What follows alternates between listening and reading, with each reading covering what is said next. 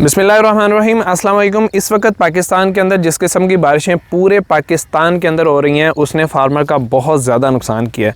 मसला सिर्फ ये नहीं है कि खड़ी हुई फसलें आपकी ख़राब हो चुकी हैं, बल्कि वो जो सही टाइम होता है किसी भी चीज़ के काश्त करने का वो हमारे हाथ से निकल चुका है।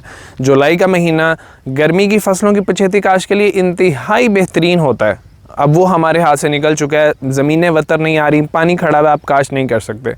अगस्त का महीना अब थोड़ा बहुत पहले 15 दिन हमारे पास होते हैं कि हम कुछ फसलें काश्त कर सकते हैं। उसके बारे में भी कुछ कहा नहीं जा सकता कि ये भी सूखा गुजरेगा या नहीं गुजरेगा, या इसमें भी बारिशें होंगी और ये भी हमारे हाथ से निकल जाएगा।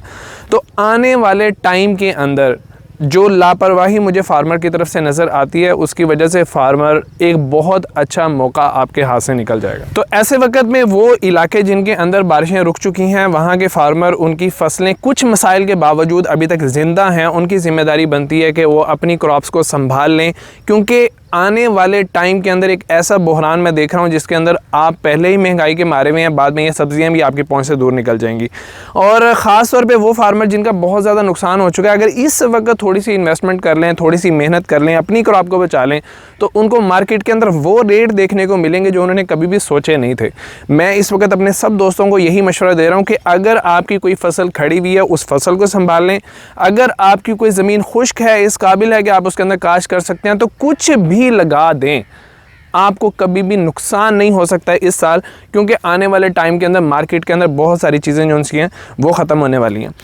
अब इन फसलों को संभालना कैसे है, बारिश के बुरे असरात से निकलना कैसे है, इसके लिए एक प्रॉपर प्लानिंग की ज़रूरत है। आप बेतुकी चीज़ें करके अपनी फसलों को बचा नहीं सकते। तो आज की इस वीडियो के अंदर, चाहे बागात वाले फार्मर हैं, चाहे आपने कपास लगाई है, चाहे आपने मकई लगाई है, या सब्जियात में से कुछ भी आपने काश्त किया, ये वीडियो आपके लिए बहुत फ़ायदेमंद है, क्योंकि इस वीडियो के अंदर मैं आपको बताऊंगा कि बारिशों के बाद प्लांट के ख़राब होने की वजह क्या होती है, उस वजह को आपको समझना ज़रूरी है। उसके बाद फिर उस वजह का इलाज क्या है, उस इलाज को आप किस तरीके से करेंगे।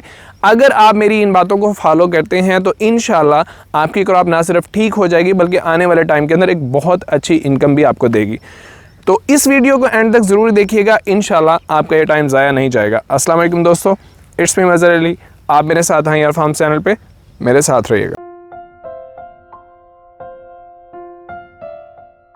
इस वीडियो के अंदर जितनी भी बीमारियां मैं समझाऊंगा या जिनका इलाज मैं आपको बताऊंगा, उनकी डिटेल्स इसके अंदर बताना पॉसिबल नहीं है। मैं दवाइयां बता दूंगा, चीज़ें आपको बता दूंगा। अगर आपकी समझ में आ जाती हैं, आप पहले इन कामों को कर लें, तो आपको लाइन अप करने के अंदर आसानी हो जाएगी। लेकिन अगर आप डिटेल जानना चाहते हैं तो नीचे दिए गए नंबर के ऊपर आप 10 से 5 तक कॉल कर सकते हैं, या फिर आप व्हाट्सएप मैसेज पे अपना मसला पूछ सकते हैं। उसके जवाब में आपको एक प्रॉपर प्लान मिल जाएगा क्रॉप का कि आपने किस दिन कौन सा स्प्रे करना है और कितनी मिकदार के अंदर करना है। तो सबसे पहले मैं आपको निशानियां बता देता हूं जो आपको आजकल अपनी क्रॉप्स के ऊपर देखने में मिल रही होंगी। आपको अपने फसल के पत्ते जर्द नज़र आ रहे होंगे, पीले नज़र आ रहे होंगे।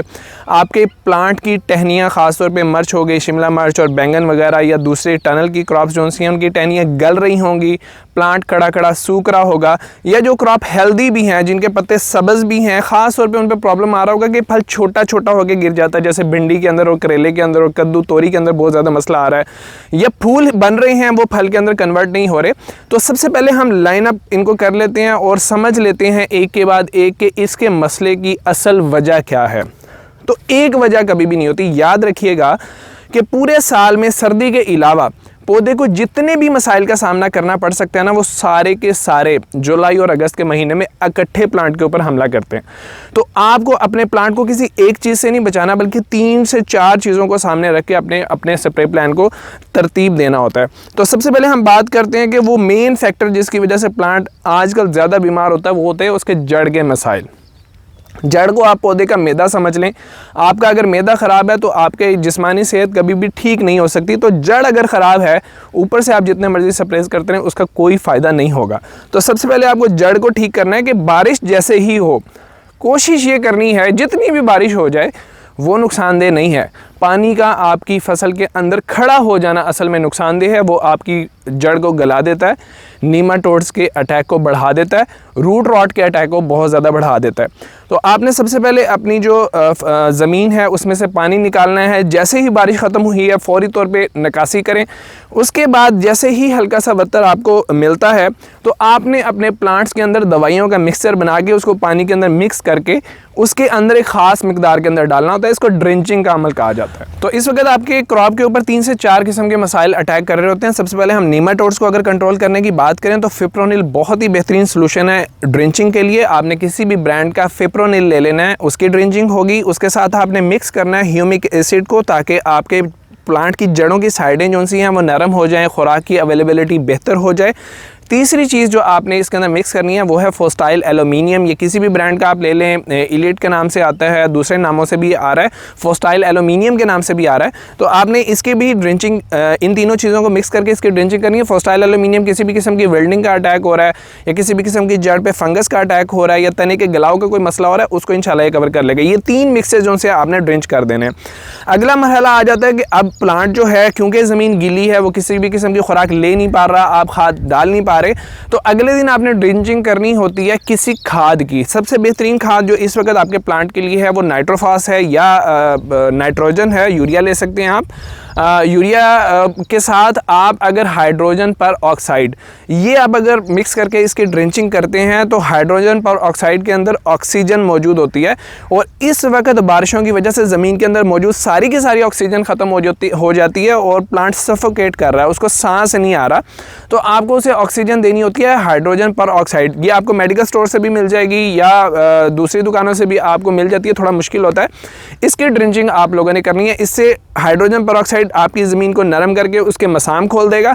उसके अंदर मौजूद ऑक्सीजन जब जड़ों को मिलेगी तो प्लांट आप देखेंगे कि चंद दिनों के अंदर अंदर ग्रीन होना शुरू हो जाएगा। ये 2 ड्रेंचिंग्स हैं जो आपकी जड़ के जितने भी मसाइल हैं, चाहे वो बागात के हैं, चाहे वो मिर्चों के हैं, चाहे किसी भी पपीते के हैं, तो इन सारे के सारे मसाइल का हल ये है। अगर आप सारी जगह पे नहीं कर सकते तो जो प्लांट आपको बीमार लग रहे हैं उनकी ड्रेंचिंग कर दें, वो इंशाल्लाह ठीक हो जाएंगे। जो सेहतमंद हैं वो उनके लिए अलग से स्प्रेज हैं, वो इंशाल्लाह उन स्प्रेज की मदद से बेहतर हो जाएंगे। दूसरा मसला प्लांट के ऊपर आता है कि डाउनी आ रही है, डाउनी मिल्ड्यू है, पाउडरी मिल्ड्यू है, लेट ब्लाइट है, अर्ली ब्लाइट है, कैंकर है, इस किस्म की सारी फंगस की जितनी बीमारियां वो आपके प्लांट्स के ऊपर इस वक्त अटैक करेंगी। तो उनके लिए आपने 3 से 4 स्प्रेज जो से हैं वो जहन के अंदर रखने हैं, वो मंगवा के रखने हैं। हर 72 घंटे के बाद आपका एक स्प्रे हो जाना चाहिए।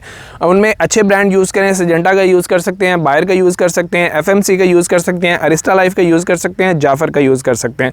इनके अच्छे फंजीसाइड आप मंगवा के रखें। हर 72 घंटे के बाद एक फंजीसाइड का स्प्रे करें।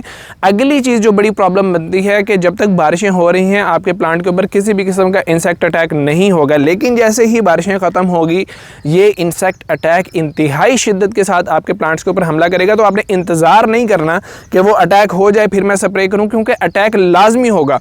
तो आपने प्रिवेंटिव स्प्रे जो से हैं वो पहले से करना शुरू कर देने हैं। अगर आपके वहाँ पे वाइट फ्लाई का अटैक है, आप मतोई का स्प्रे कर सकते हैं या इको का स्प्रे कर सकते हैं। इसके अलावा जितने भी ब्रांड्स हैं, थ्रिप्स का आपके अटैक आता है तो आप पायरेट जो स्वाद एग्रो का है उसका स्प्रे कर सकते हैं। इनकी जितनी भी डिटेल्स हैं आप मैसेज करेंगे, हम डिटेल से आपको वो लिख के भिजवा देंगे तो आपको आसानी हो। मैं यहाँ इसलिए नहीं बता रहा कि वीडियो जो सी है वो ज़्यादा लंबी हो जाएगी। अगला जो सबसे बड़ा मसला होता है जिसको हम काफ़ी ज़्यादा इग्नोर कर देते हैं कि हमने फंजीसाइड भी कर दिया, इंसेक्टिसाइड भी कर दिया, ड्रेंचिंग भी कर दी, अब प्लांट को खुराक भी तो चाहिए ना।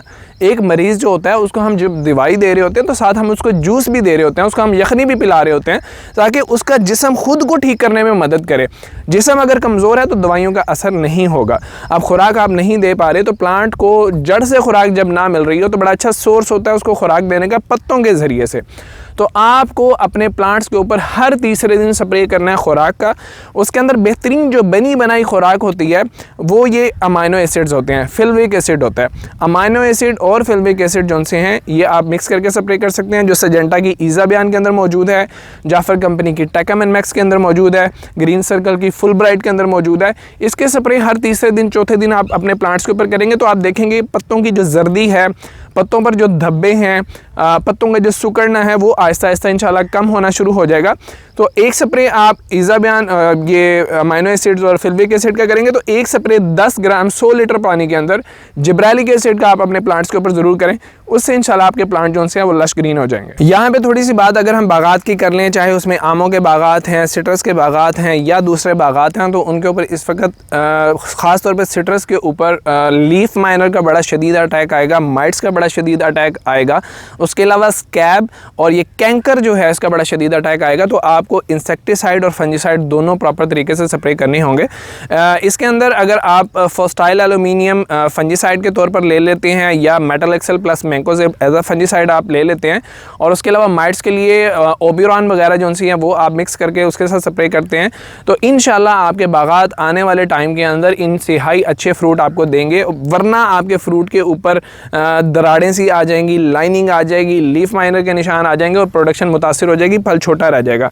तो आजकल के दिनों के अंदर आपको बागात के ऊपर स्प्रे करने की इंतहाई शदीद ज़रूरत है। बागात के नीचे दो दायरा है जो जड़ के आसपास, तने के आसपास की ज़मीन है, उसकी अच्छे तरीके से गोडी कराएं। ज़मीन जैसे ही वतर आता है बागात के अंदर रूटावेटर चलवाएं, नमी को कम से कम करें, जड़ी बूटियों को तलफ करें। इंशाल्लाह आपके बागात को इन बारिशों से नुकसान नहीं बल्कि एक इंतहाई ज़बरदस्त किस्म का फ़ायदा होगा।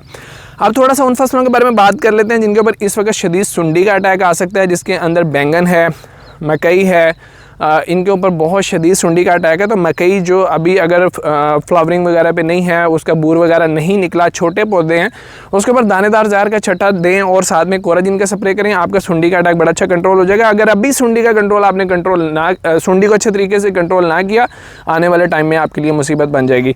वो चीज़ें जो फ्रूटिंग पे हैं उनके अंदर आप दानेदार ज़हर का छट्टा बिल्कुल भी नहीं कर सकते, ये इंसानी सेहत के लिए बहुत नुकसानदेह है।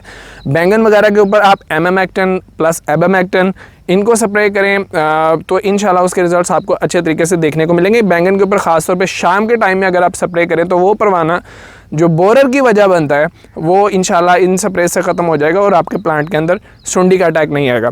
तो ये वो सारी चीज़ें थी जिनसे आप बारिशों के बुरे असरात से बच सकते हैं। आपकी क्रॉप आने वाले टाइम के अंदर भरपूर पैदावार दे सकती है।